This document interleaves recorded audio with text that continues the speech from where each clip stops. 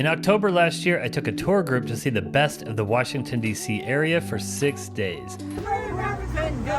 Oh, say can you sing? In this video, you'll see monuments, memorials, 2 presidential palaces, the center of D.C., and America's most famous battlefield.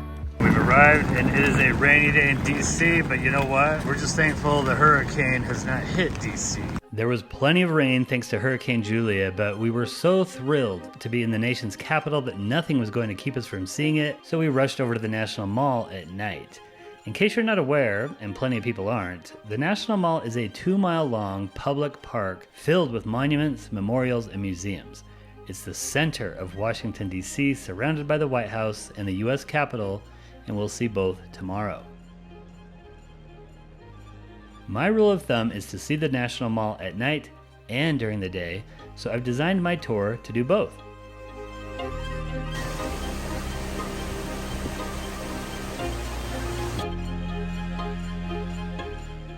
The rain let up, and some of us took the chance to walk around the mall a bit.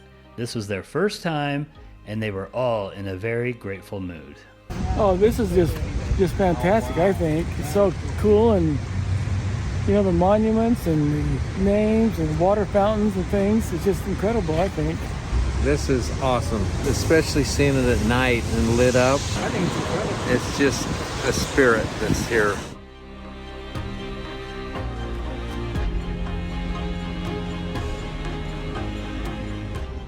All right, here we go. First morning. Time to go to the mall. We're visiting 3 memorials this cloudy morning. Again, we are incredibly lucky that the rain is mostly holding off. The Martin Luther King Jr. Memorial is always a fan favorite. I gave a little speech here for our group, which my mom took a photo of, so that's kind of embarrassing. The 3 memorials we're visiting are all located on the tidal basin. Walking around the tidal basin takes us through the sprawling Franklin D. Roosevelt Memorial. Before he died, Roosevelt said he wanted a memorial about the size of his desk. So that's what they made. His original memorial is still located near the Archives building today. But in 1997, this behemoth memorial was dedicated to the president who steered us through the Great Depression and World War II.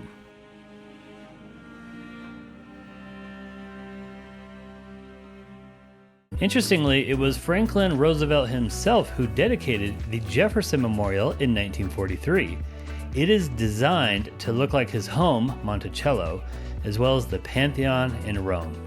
Jefferson stares across the mall at the White House, which happens to be next on our places to visit.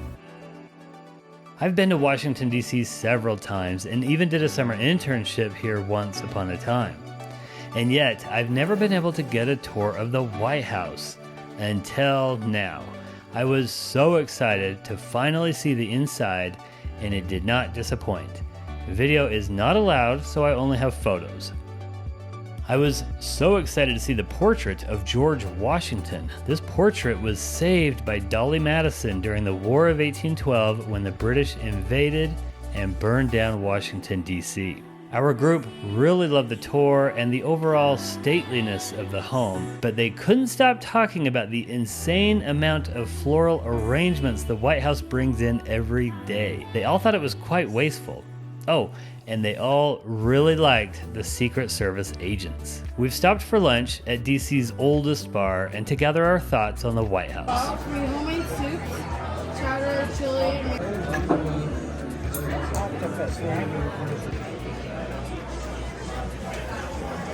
Favorite thing about the White House? One of the things I really liked most was where the visitors walk through the door underneath the seal into the blue room where they would greet the president. One of the things I loved was the red room and learning that Nancy Reagan really liked that because her favorite color was red and the china that the Reagans had was red. And hearing the Secret Service agents talk about things, you know, that had happened, I thought it was all just really fun to be there. All of the Secret Service guys, so many of them, and so that was my favorite thing. I really like the Reagans. I thought the picture of Nancy Reagan, she looked so elegant and nice in her dress. My favorite was the colored room. The red room, the green room, blue room. I particularly like the oval room, but I liked all the colored rooms. That was my favorite too. Our last stop today is our National Capitol building. It's much easier to get a tour of this building. Typically, you'll go through your congressperson's office as I've done, and a representative, usually an intern, will provide the tour. They'll show you a replica of the statue on top of the dome. It's going to tell you about some of these statues.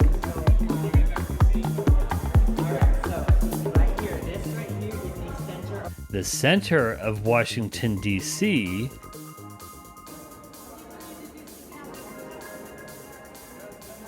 and the gorgeous rotunda room underneath the dome.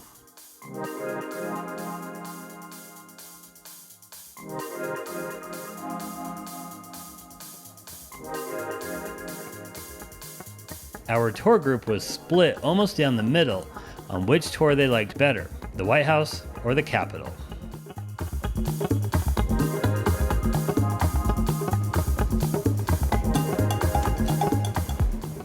We had another small setback tonight when we drove to Baltimore to see a baseball game, but the game was called off due to rain. So I called an audible and took them to Little Italy for a delicious Italian dinner. So which did they like better, the White House or the Capitol? White House. I like the White House a little bit better. That's you, Carol. Oh, Capitol. Doll, you like the Capitol? Yeah. I think I like the White House. White House. The White House was funner, but I was more impressed with the Capitol. Claire's playing both sides. Yeah, Won't make a decision. What'd you say? I said White House. I'm saying the White House because it had some really cute Secret special service guys there. Oh yeah, you fell in love with the... That's right. Today I'm letting my tour group, most of whom are older than my sister, sleep in a bit while I check out the new World War I memorial. This is the Willard Hotel. This is where a bunch of politics, informal politics, got done back in the day. This is the World War I memorial, which is a new memorial built in Pershing Park, which is named after the commanding general of World War I. Here is General Pershing, the commanding general, the only 6-star general, along with George Washington, in United States history. This is Freedom Plaza, and you can see the Capitol down there at the end of the street. That's Pennsylvania Avenue, Main Street of America, and over here is the National Theater. This is where President Lincoln's son was the night that he was shot. Speaking of Lincoln, our tour group has arrived at Ford's Theater, where Mr. Lincoln was shot while sitting in that box near the end of the Civil War. The park rangers always provide a moving narrative. At around 10:13 p.m., John Wilkes Booth fires the weapon. The bullet enters just above Lincoln's left ear, travels at a trajectory angle through his brain, lodging up behind the right eye. We're at Ford's Theater right now. Just got done hearing the Ranger presentation over there. Now we are waiting in line here for the house next door. After being shot, Lincoln was carried across the street to this house where he passed away. Today, a museum tells what happened in the aftermath of the shooting, as well as the manhunt for John Wilkes Booth.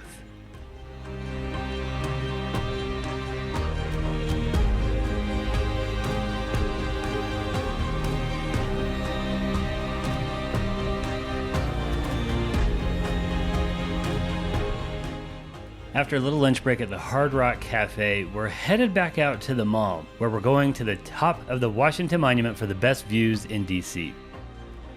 Dedicated to George Washington, this monolith, which has no steel and is held up only by gravity, is my favorite site in Washington, D.C.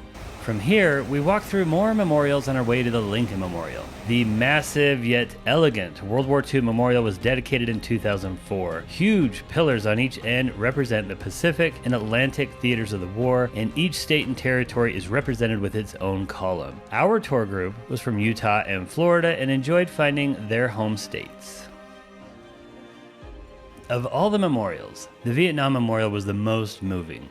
Here, I became the listener as the tour group, most of whom lived through the war, told me all about their memories and discovered the names of high school classmates and other loved ones. It makes you realize how many people. You lived in Garland? Oh my gosh. Yeah, I did for 3 years. Wow. Randy broke it.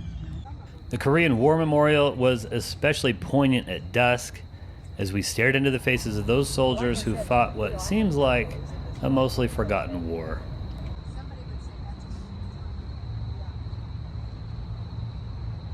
There are always planes and helicopters flying overhead here in DC. This afternoon was the exact moment the weather started to change in our favor. After 2 women in our group were hit by a hurricane and our trip was lorded over by clouds and rainfall, the sun finally broke through right as I was sitting on the steps of the Lincoln Memorial.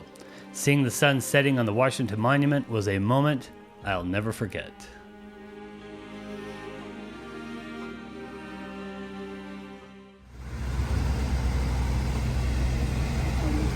Okay, we're here at Mount Vernon, George Washington's home.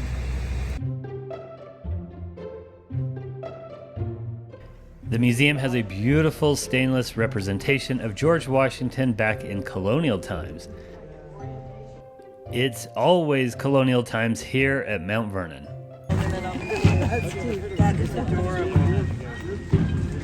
Mount Vernon is a huge farm and estate located next to the Potomac River. I always love going back in time while walking the grounds. Mount Vernon is owned by the Mount Vernon Ladies Association and is not government funded. Its mission is to preserve the home in its exact original state as much as possible. Every time they discover something new about the home in some dusty old history books, they will renovate to make the changes. We loved the tour of the colorful inside of the home, and our group spent a lot of time just sitting in the chairs out back, overlooking the river, just as Washington himself must have done hundreds of times.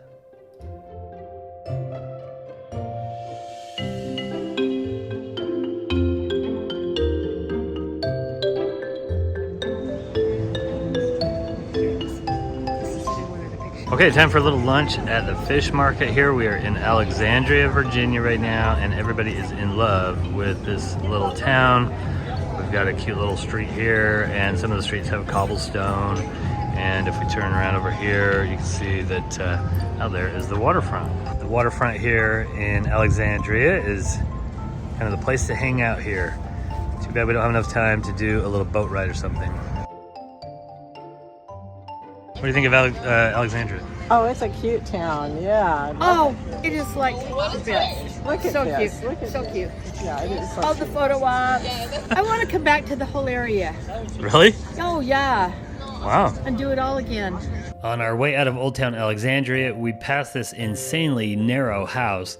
It's the blue one, and it's just 7 feet wide, laying claim to the narrowest house in America. Our next stop is Arlington National Cemetery, which is always a moving experience. Arlington was once the property of Robert E. Lee. During the Civil War, it was taken and turned into a cemetery, ensuring that Lee would never be able to return.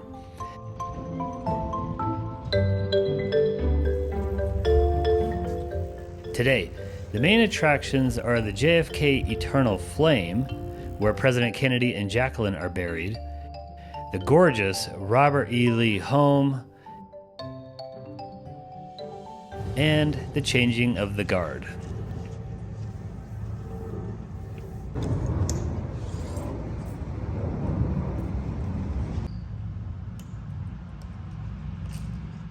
Most of our group rested tonight while a few of us ran off to see more monuments. Opened in 2008, the Pentagon Memorial is a highly symbolic commemoration of those who lost their lives in the 9/11 attacks. There are 184 benches to represent each life lost, and each is positioned in a way that distinguishes the victims in the plane versus those in the Pentagon. We're now at the U.S. Marine, the Iwo Jima Memorial. This is actually the Marine Corps Memorial, and this is just bigger actually than you realize here on the video, and it is spectacular. This is really amazing. The Marine Corps Memorial depicts the capture of Iwo Jima. Each figure is 32 feet high, and the 60-foot flagpole flies the flag 24 hours per day. All right, we're here at Gettysburg. We're gonna go tour the battlefield. First stop is the Visitor Center. Today we're going north into Pennsylvania and Maryland for a few history sites. Before heading into the battlefield, the Gettysburg Museum gives us a good overview of the kinds of weapons used in the war, as well as the importance of music and bands in inspiring the troops. The Battle of Gettysburg was fought in and around the town of Gettysburg. The town is charming and the countryside is really gorgeous. Today, the battlefield is lined with monuments and memorials to those who fought in the deadliest battle in American history.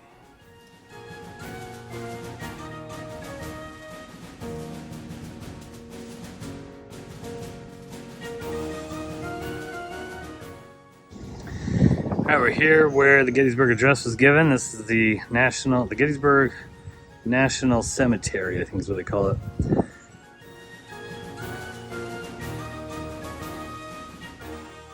Our next stop is the memorable Fort McHenry in Baltimore, where the Star-Spangled Banner was written. Our tour group really got into it even before we arrived in Baltimore. The Prairie Robber couldn't go. They ran so fast that the hounds couldn't catch him. Down the Mississippi. Oh, sleigh bells and star-spangled banner yet wave o'er the land of the free and the home of the brave.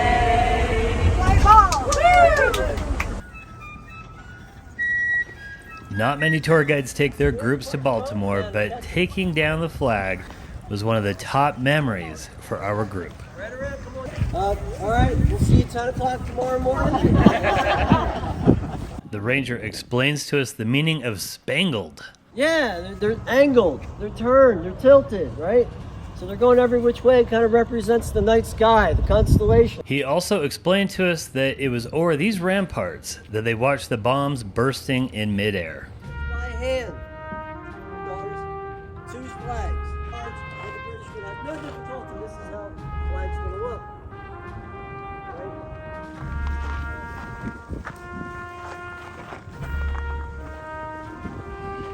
What's going on down there? All right. Ray and I do this in January.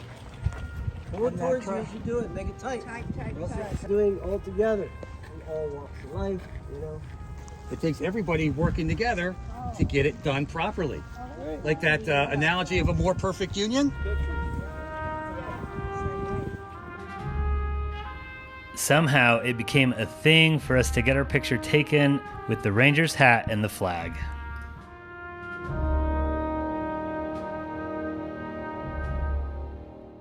Okay, this is our final night of the tour, and the group opted to come to the wharf in Washington, D.C. They all chickened out, would not eat crabs, but this is a great area. Just walking around the wharf is really nice. You can see the monument, the Washington Monument in the background there. Absolutely gorgeous, perfect weather tonight. Nice little makeup for the first couple days on our trip. The last 2 days have just been amazing. All right, I'm trying to get everybody to eat a stinking crab. All right, this is a brand new one here, brand new memorial, the Eisenhower Memorial, that is huge. This takes up half of a city block. These city blocks are huge in Washington, D.C. This was built during COVID, so this is my first time visiting this one. Eisenhower, never really mentioned among great presidents and leaders and all that, but wow, what an accomplished person. Led the world through some really difficult times with World War II and the Cold War. We saw some wonderful sights on this trip, but it's the people that make tours so fun. If you're interested in doing a tour with me to DC or to the national parks that I usually cover in the West or anywhere else, please visit the link in the description or the first comment and sign up for my email list to be notified when we schedule a tour. A huge thank you to Jenny from TSA Tours for helping me pull this tour off. I could not have done it without you, Jenny. A big thanks also to our bus driver, Travis, who became part of our tour family, as well as the tour group for being so enjoyable, and to you for watching. Hope you enjoyed it.